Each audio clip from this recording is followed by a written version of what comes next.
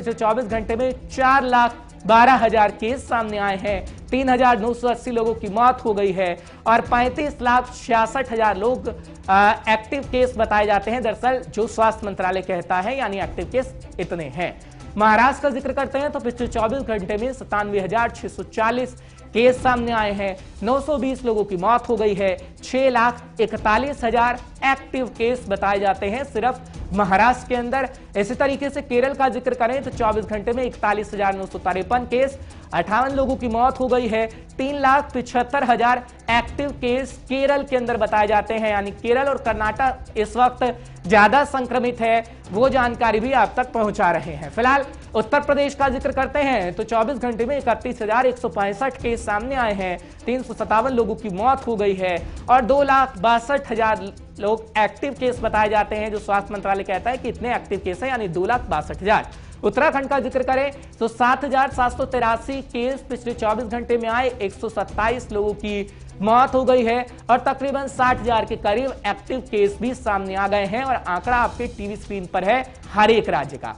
पश्चिम बंगाल का जिक्र करेंगे, आंकड़े वहां लगातार बढ़ रहे हैं, कम नहीं हो रहे। 18,102 केस, 103 लोगों की मौत हो गई है। 1,21,000 एक्टिव के बताए जाते हैं, यानी एक्टिव केस का जिक्र करना जरूरी है जो अलग अलग राज्यों में इस वक्त है। इसी तरीके से आंध्र प्रदेश में एक्टिव केसों की संख्या 1,70,000 है। 85 लोगों की मौत हो गई है और 22,204 नए केस बताए जाते हैं आंध्र प्रदेश के अंदर। राष्ट्रीय राजधानी दिल्ली का जिक्र करेंगे तो 20,960 नए केस एक बार फिर सामने आ गए।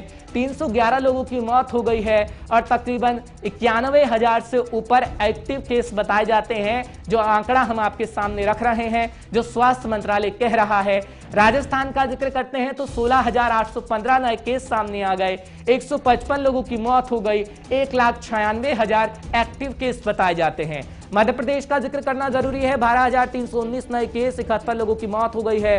90,000 के करीब एक्टिव केस बताए जाते हैं। जब हम मध्य प्रदेश का जिक्र करते हैं, क्योंकि मध्य प्रदेश में कहा जा रहा है कि अब आंकड़ों में कमी देखने को मिल रही है, लेकिन बात छत्तीसगढ़ की भी करना जरूरी है, क्योंकि 15,157 केस सामने आ गए। 253 लोगों की मौत हो गई है। 1,29,000 एक्टिव केस बताए जाते हैं। गुजरात का जिक्र करें तो 12,955 नए केस सामने आए हैं। 133 लोगों की मौत हो गई है। 1,48,000 से ऊपर एक्टिव केस गुजरात के अंदर बताए जाते हैं, जिसका जिक्र इस वक्त हम आपसे कर रहे हैं।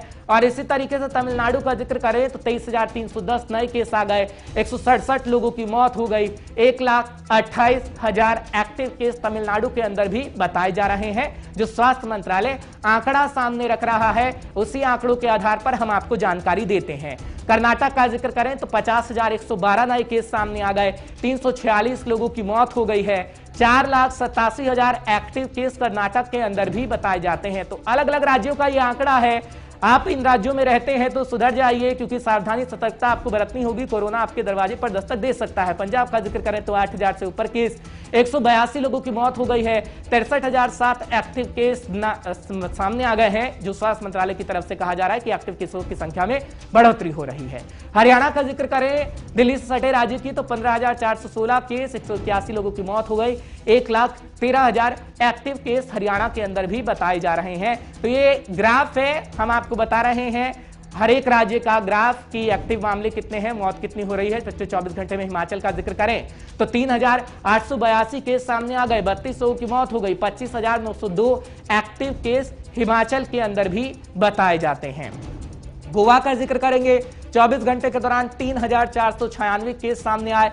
71 लोगों की मौत हो गई। 27,964 एक्टिव केस बताए जाते हैं। तो ये अलग अलग राज्यों का आंकड़ा है, जिसकी जानकारी हम आप तक पहुंचा रहे हैं। फिलहाल